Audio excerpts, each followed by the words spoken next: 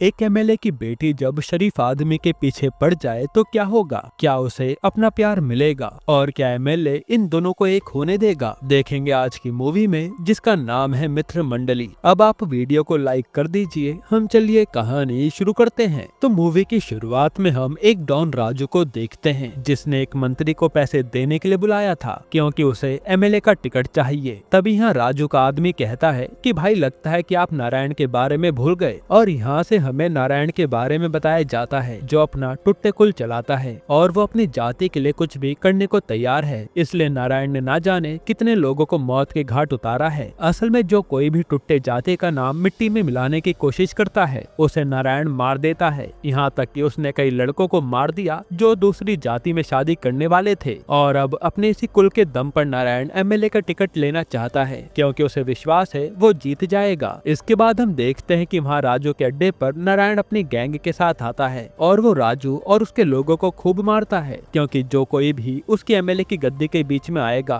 वो उसे छोड़ेगा नहीं। इसके बाद हम चार दोस्तों को देखते हैं, चैतन्य, सात्विक, अभय और राजीव। ये चारों बेरोजगार थे, बस मस्ती मजाक में रहते थे और इन्हें दुनिया की जरा भी फिक्र नहीं थी। हालांकि सात्विक और अभय थोड़े लड़की बाज थे, वो बात अलग है कि उन्हें कोई लड़की भाव नहीं देती। वहीं इनकी बातों से हमें पता चलता है कि राजीव की गांव में काफी बड़ी प्रॉपर्टी है, लेकिन वो अपने चाचा के मरने का इंतजार कर रहा है ताकि वो पूरी प्रॉपर्टी का मालिक बन जाए और उसे जिंदगी में काम ना करना पड़े। अब इसके बाद ये चारों लोग चंदा लगाकर दारू खरीदने जाते हैं और जैसे ये बोतल लेकर बाहर निकलते हैं तभी इनकी टक्कर नारायण के आदमी गोवर्धन से हो जाती है, जिससे गोवर्धन की बोतल टूट जाती है। इस पर गोवर्धन इनकी बोतल छीनने लगता है कि अब तो मुझे शराब देगा, पर इनके पास दारू के और पैसे नहीं थे, इसलिए ये गोवर्धन से ही भिड़ जाते हैं और फिर मौका मिलते ही इन्हें भागना पड़ता है क्योंकि गोवर्धन के साथ पूरी गैंग थी। जिसके बाद हम देखते हैं कि इन चारों की लाइफ ऐसे ही बीत रही थी, जहां ये अपने घर वालों से पैसे लेकर बस मौज मस्ती करते थे और इन्हें फ्यूचर की जरा भी चिंता नहीं थी। फिर सीन शिफ्ट होता है नारायण पर, जो सीधा पुलिस स्टेशन आ रहा था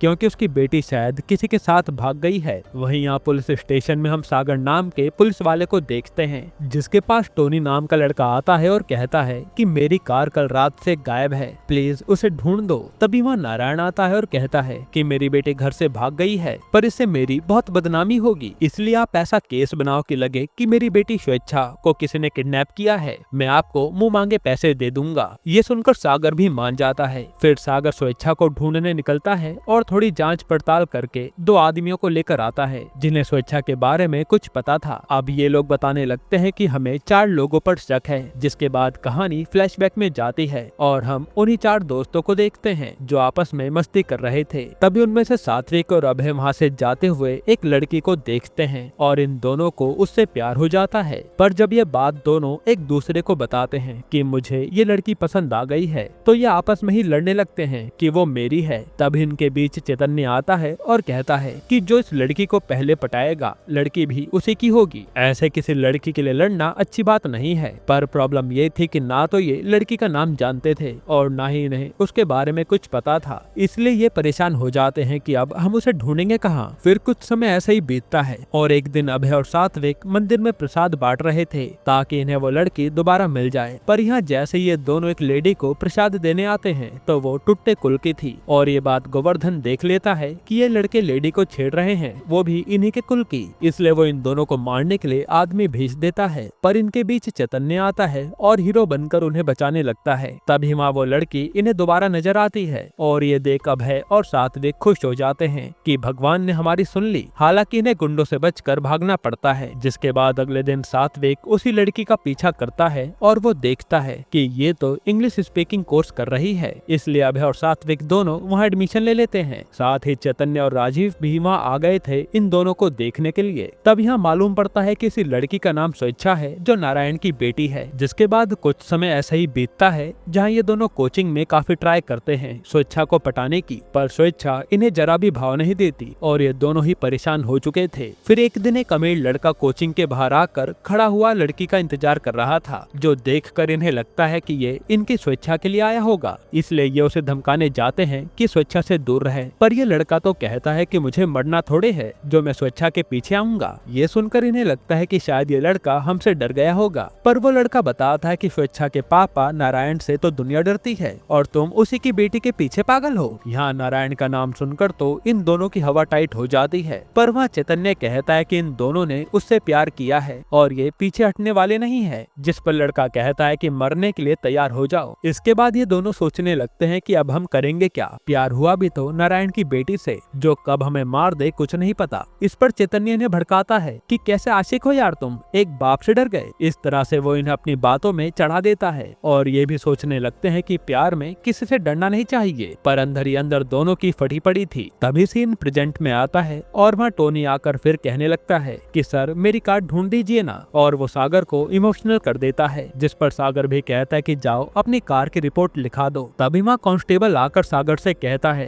कि जिन 4 लड़कों के बारे में हमें पता चला है उसमें से एक लड़के ने एक नंबर पर 12 बार कॉल किया था, जरूर इनका लेना देना स्वेच्छा से ही होगा। और फिर जैसे कांस्टेबल वो नंबर बताता है तो सागर देखता है कि ये नंबर तो टोनी ने अपनी कंप्लेन में लिखाया है, यानी ये नंबर टोनी का था। और सागर टोनी को पकड़ लेता है कि तेरा उन लड़कों से क्या लेना देना है, जल्दी बता। अब यहाँ से सीन दोबारा पास्ट में जाता है और आज चैतन्य इन दोनों को भड़काकर स्वेच्छा के पास ले आता है और कहता है कि दोनों बारी बारी से जाओ और जिसे स्वेच्छा हाँ करेगी वो उसकी गर्लफ्रेंड बन जाएगी। पर यहाँ ट्विस्ट ये था कि दोनों ही लड़के नहीं चाहते थे कि वो हमें हाँ कहें, इसलिए दोनों बारी बारी से एक दूसरे को दिखाने के लिए स्वेच्छा को प्रपोज करते हैं। पर दोनों ही आकर बताते हैं कि ये तो किसी और से प्यार करती है, यानी हम बच गए। तभी वहाँ स्वेच्छा आकर कहती है कि मुझे उस लड़के से प्यार है और वो लड़का कोई और नहीं बल्कि चैतन्य था। ये सुनकर चैतन्य के होश उड़ जाते हैं। फिर स्वेच्छा बताते हैं कि मुझे चैतन्य उसी दिन मंदिर में पसंद आ गया था जब वो अपने दोस्तों को बचा रहा था। उसके बाद चैतन्य ने मेरा पीछा भी किया तो मैं समझ गई कि ये भी मुझसे प्यार करता है, पर असल में तो दोस्तों चैतन्य अपने दोस्तों के साथ घूम रहा था और स्वेच्छा ने गलत समझ लिया। हालांकि स्वेच्छा सुंदर थी तो चैतन्य भी हाँ कर देता है कि हाँ मुझे भी तुमसे प्यार है और इनकी लव स्टोरी शुरू हो जाती है। फिर सीन दोबारा प्रेजेंट में आता है और टोनी कहता है कि सर मैं चैतन्य का नया नया दोस्त बना हूँ और जहाँ तक मुझे पता है स्वेच्छा चैतन्य के साथ भाग गई है। ये सुनकर नारायण कहता है कि भागी नहीं है, बस किडनैप हुई है, लेकिन वो टोनी तो बार बार यही कह रहा था कि स्वेच्छा भाग गई है। तभी वहाँ खिड़की से ये बात नारायण का आदमी गोवर्धन सुन लेता है, जो गुस्से में चिल्लाता है कि हमारी बेटी कहाँ भाग गई, इससे तो कुल का नाम खराब हो जाएगा। जिसके बाद गोवर्धन अपने सारे लोगों को ये बात बता देता है और सब भड़क जाते हैं कि हम उन 4 लड़कों को लेकर आएंगे जिसने हमारी घर की बेटी भगा ली। तभी वहाँ पर राजू मंत्री के साथ आता है और कहता है कि अब तो तेरी बेटी भाग गई, यानी अब तो तेरा समाज भी तुझे वोट नहीं देगा। इसलिए वो मंत्री से कहता है कि अब आप मुझे एमएलए का टिकट दे दीजिए। तो मंत्री भी नारायण से कहता है कि अगर एमएलए बनना है तो आज ही अपनी बेटी को ढूंढ के ले आओ, वरना मैं टिकट राजू को दे दूंगा। ये सुनकर नारायण का दिमाग खराब हो जाता है।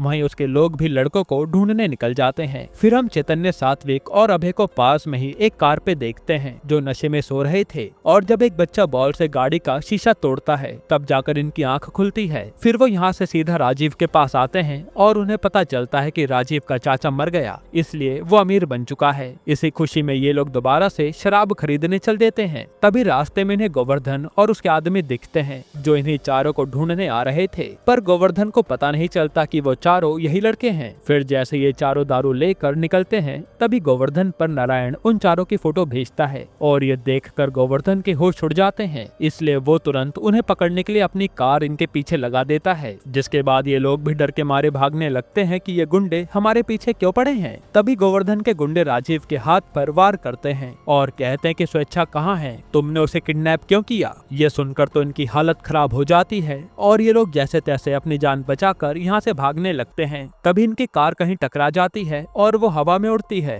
और नारायण के आदमी देखते हैं कि स्वेच्छा तो इनकी कार के डिग्गी में बंद है, जिससे इन्हें लगता है कि ये लोग स्वेच्छा को किडनैप करके जा रहे हैं। इसके बाद हम देखते हैं कि जब ये लोग कार आगे जाकर साइड में लगाते हैं तो स्वेच्छा उसमें से बाहर आती है और रोने लगती है, जिस पर चैतन्य पूछता है कि तुम कार में कैसे आई। तभी सीन पुलिस स्टेशन में शिफ्ट होता है जहाँ टोनी को सागर मार रहा था कि तेरी कार उन लोगों तक कैसे पहुंची। तो टोनी बताता है कि कल रात हम शराब पी रहे थे, तभी उस चैतन्य पर लड़की का फोन आया था जो रोते हुए कह रही थी कि मुझे यहाँ से भगा ले चलो, वरना मेरे पापा किसी और से शादी करा देंगे। जिसके बाद ये मेरी कार ले गए होंगे। फिर यहाँ स्वेच्छा बताते हैं कि तुम मुझे घर के बाहर रात को लेने आए थे, पर वहाँ आकर नशे में तुम तीनों ही सो गए और पुलिस को जाता देख मैं डिग्गी में छुप गई थी क्योंकि मैं वापस घर जाना नहीं चाहती थी। अब ये सुनकर इनके होश उड़ जाते हैं और राजीव कहता है कि तुम चुपचाप यहाँ से चली जाओ क्योंकि तुम्हारा बाप हम सब के पीछे पड़ा है। जिस पर स्वेच्छा को गुस्सा आ जाता है और वो राजीव को एक ही वार में उन्हें बेहोश कर देती है। असल में स्वेच्छा ब्लैक बेल्ट चैंपियन थी, जो देखकर ये लोग चुपचाप कार में बैठ जाते हैं। फिर स्वेच्छा कहती है कि पहले हमें कार बदलनी होगी क्योंकि मेरे पापा के लोगों ने ये कार देख ली है। जिसके बाद स्वेच्छा यहाँ से सीधा एक गैराज में जाकर कार बदल लेती है। वहीं गैराज का एम्प्लॉय सीधा सागर को फोन करके कहता है कि नारायण की बेटी यहाँ पर आई है, इसलिए सागर कहता है कि उसका पीछा करो, हम आ रहे हैं। तब वो आदमी भी उसी ब्लू कार की डिग्गी में छुप जाता है, ये सोचकर कि ये स्वेच्छा इसी कार से निकलेगी। पर स्वेच्छा ने दूसरी कार तो ले ली थी। जिसके बाद हम देखते हैं कि स्वेच्छा तो दूसरे रास्ते पर निकल गई और ब्लू कार कहीं और चल दी और उसी आदमी ने सागर को लोकेशन भेज दी थी, इसलिए सागर भी ब्लू कार के पास पहुंच जाता है। फिर यहाँ देखकर उसे बहुत गुस्सा आता है कि ये स्वेच्छा हमें पागल बनाकर चली गई। वहीं हम देखते हैं कि कार से जाते समय स्वेच्छा चैतन्य से कह रही थी कि अब हम कोर्ट मैरिज कर लेंगे ताकि हमें कोई अलग ना कर पाए। ये सुनकर इनके दोस्तों के होश उड़ जाते हैं कि नारायण को पता चलेगा तो वो हमें मार देगा। जिसके बाद ये लोग सबसे पहले शादी के कपड़े खरीदने जाते हैं। वहीं सात्विक अपने दोस्तों से कह रहा था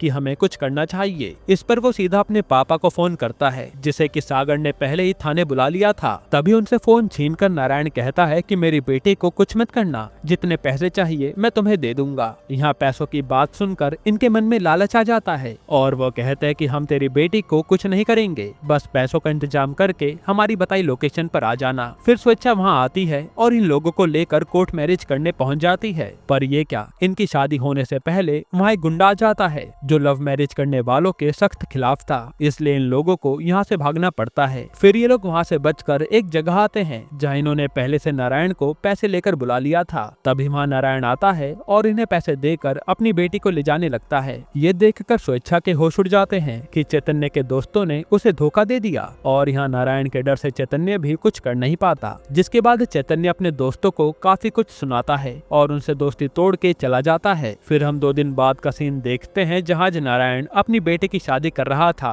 ताकि उसकी इज्जत बची रहे। पर मौका मिलते ही वहाँ चैतन्य स्वेच्छा के पास आता है और कहता है कि मैं तुम्हारे बिना रह नहीं पा रहा। जिस पर स्वेच्छा कहती है कि अगर तुम मेरा साथ हमेशा दोगे तो मैं तुम्हारे साथ भागने को तैयार हूँ। पर चैतन्य कहता है कि अब हम भागेंगे नहीं, मैं तुम्हारे पापा का सामना करूंगा। इसलिए वो तुरंत स्वेच्छा का हाथ पकड़कर नारायण के सामने आ जाता है, जो देख नारायण भड़कने लगता है। पर यहाँ नारायण का आदमी गोवर्धन कहता है कि नारायण ऐसे तो इज्जत वाला बनता है, लेकिन अपनी बेटी की बारी में ये पिघल रहा है, इसलिए अपने समाज की इज्जत के लिए नारायण के साथ साथ हम इसके परिवार को भी खत्म कर देते हैं। तब जैसे ही नारायण के गुंडे इन सबको मारने वाले थे, तभी वहाँ सात्विक, अभय और राजीव आ जाते हैं अपने दोस्त को बचाने के लिए, क्योंकि वो अपने दोस्त को ऐसे छोड़ नहीं सकते। जिसके बाद यहाँ फाइट शुरू हो जाती है और गुंडों से अपने पापा को स्वेच्छा बचा रही थी। इससे नारायण की आंखें खुल जाती हैं कि जिस कुल के लिए मैं लड़ रहा था वही आज मेरे खिलाफ है। इसलिए वो कहता कि बेटा अब मैं हमेशा तेरे साथ हूँ। तभी वहाँ सागर भी आकर इनकी लड़ाई बंद करवा देता है और फिर हम देखते हैं कि चैतन्य और स्वेच्छा की शादी हो रही है। यहीं पर ये मूवी खत्म होती है। दोस्तों, आपको ये मूवी कैसी लगी हमें कमेंट में बताना, और अगर आपको हाल ही में ये कमाल की मूवी देखनी है तो आप ये वीडियो देख लीजिए।